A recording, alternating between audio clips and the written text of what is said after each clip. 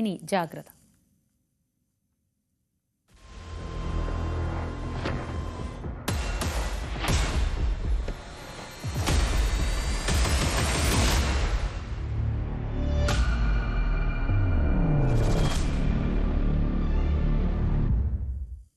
ഇന്നലെ രാത്രിയോടെയാണ് GST additional കമ്മീഷണറെയും കുടുംബത്തെയും കൊച്ചിയിൽ മരിച്ച നിലയിൽ കണ്ടെത്തിയത്.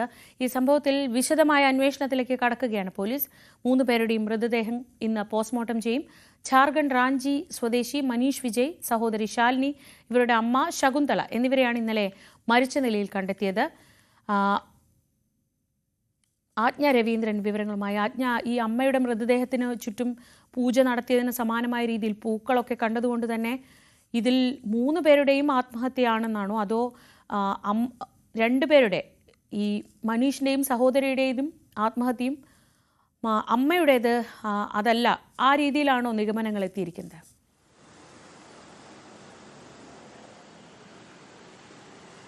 പോലീസ് നിഗമനം അങ്ങനെയാണ്. പക്ഷേ 3 പേരുടെയും പോസ്റ്റ്മോർട്ടം ഇന്ന് 10 മണിയോടുകൂടി ആരംഭിക്കും. പോസ്റ്റ്മോർട്ടത്തിന് ശേഷമേ അമ്മ ശകുന്തള എങ്ങനെയാണ് മരിച്ചതെന്ന് വ്യക്തത വരികയുമെന്നാണ് പോലീസ് അറിയിക്കുന്നത്. അതേസമയം അമ്മയുടെ മൃതശരീരത്തിൽ വെള്ള പുതപ്പിക്കുകയും അതിൽ പൂക്കൾ വിതറുകയും ചെയ്തിരുന്നു.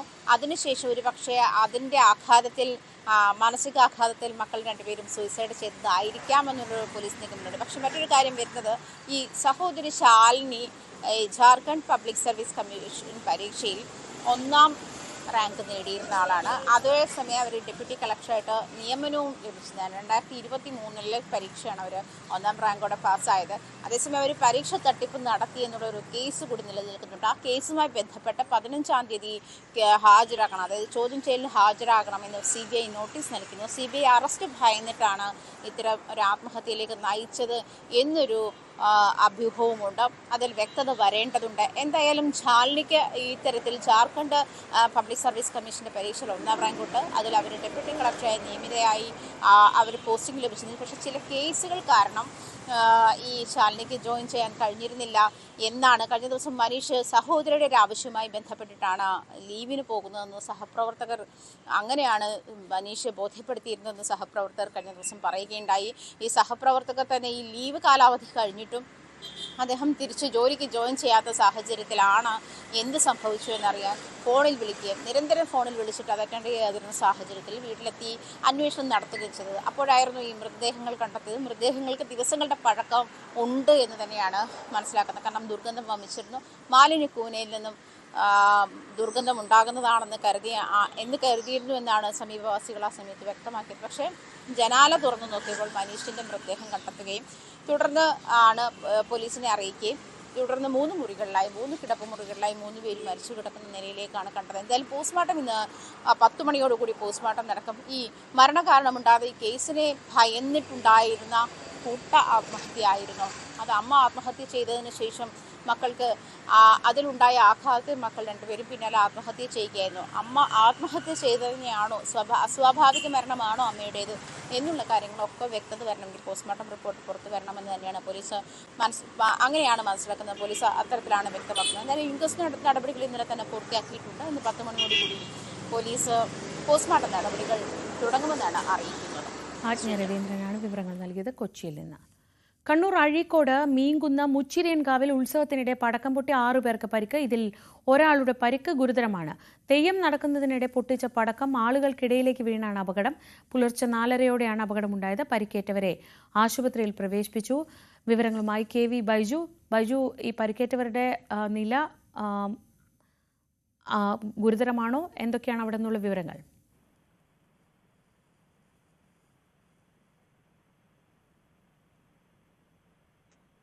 ബൈജു, കേൾക്കാമോ?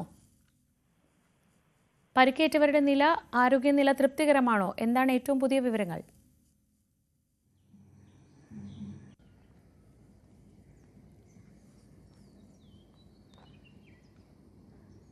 കണ്ണൂർ അഴീക്കോട് മീൻകുന്ന് മുച്ചിരിയംകാവിൽ ഉത്സവത്തിനിടെ പടക്കം പൊട്ടിയാണ് 6 പേർക്ക് പരിക്കേറ്റത്. തെയ്യം നടക്കുന്നതിനിടെ പൊട്ടിച്ച പടക്കം ആളുകൾക്കിടയിൽ വീണാണ് അപകടം. ഇന്ന് പുലർച്ചെ 4:30-ഓടെയായിരുന്നു അപകടമുണ്ടായത്.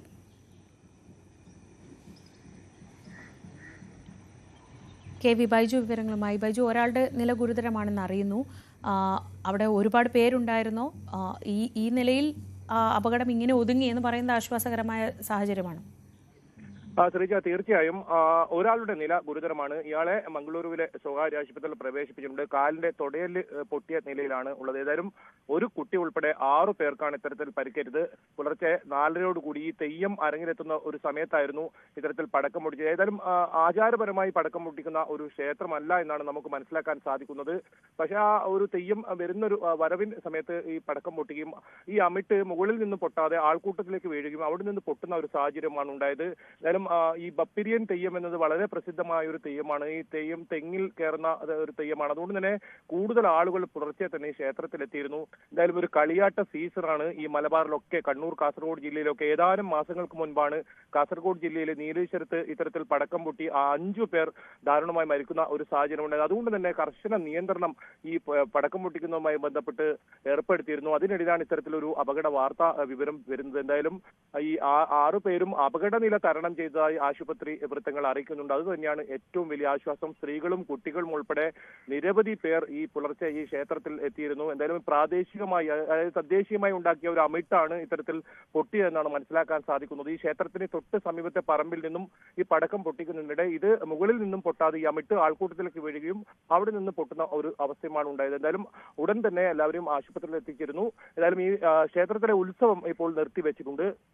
ഈ കൂടുതൽ അന്വേഷണം ഇത് സംബന്ധിച്ച് ഉണ്ടാകുമെന്ന് തന്നെയാണ് പോലീസും അറിയിക്കുന്നത്. ശ്രീജ, KV ബൈജു ആണ് വിവരങ്ങൾ നൽകിയത്.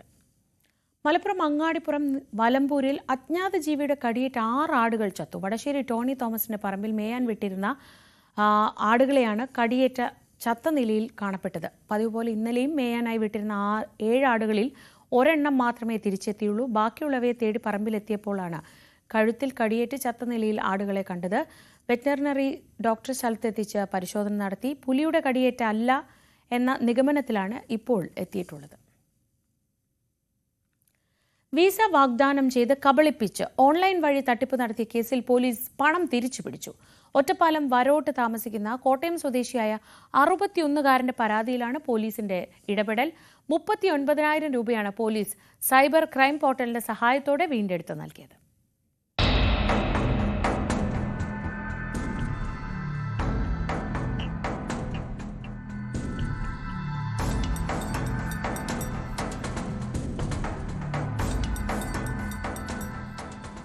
കഴിഞ്ഞ ജൂലൈ മാസത്തിലാണ് കാനഡയിലേക്കുള്ള വിസക്കെന്ന പേരിൽ ഒറ്റപ്പാലത്ത് താമസിക്കുന്ന കോട്ടയം സ്വദേശിയെ ഓൺലൈൻ വഴി കബളിപ്പിച്ച് പണം തട്ടിയത്.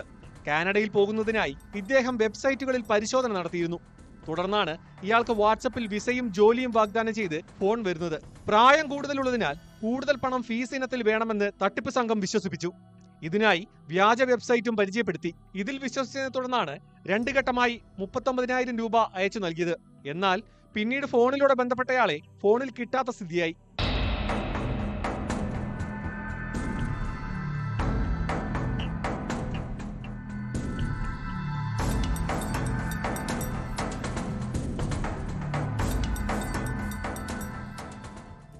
തുടർന്ന് തട്ടിപ്പാണെന്ന് മനസ്സിലാക്കുകയും ഒറ്റപ്പാലം പോലീസിനെ സമീപിക്കുകയുമായിരുന്നു. UPI മുഖാന്തരം പണം കൈമാറിയ അക്കൗണ്ട് പരിശോധിച്ചപ്പോഴാണ് ഹരിയാനയിലെ ബാങ്കിലാണ് പണം എത്തിയതെന്ന് പോലീസ് തിരിച്ചറിഞ്ഞത്. ഇത്രയും തുക അക്കൗണ്ടിലുണ്ടെന്ന് കണ്ടതോടെ national cyber crime reporting portal വഴി ഇടപെട്ട് അക്കൗണ്ട് മരവിപ്പിച്ചു. ഇത് സംബന്ധിച്ച റിപ്പോർട്ട് പോലീസ് കോടതിയിൽ സമർപ്പിച്ചതോടെയാണ് പണം പരാതിക്കാരന് കൈമാറാൻ ഉത്തരവായത്. ഉത്തരവ് ബാങ്കിന് കൈമാറിയതിന് പിന്നാലെ പണം പരാതിക്കാരന്റെ അക്കൗണ്ടിൽ തിരിച്ചെത്തി. കൃത്യസമയത്ത് പരാതി നൽകിയതും പരാതിയിൽ സമയം പാഴാക്കാതെ നടപടി സ്വീകരിച്ചതുമാണ് പണം തിരികെ ലഭിക്കാനിടയാതെന്ന് പോലീസ് പറയുന്നു.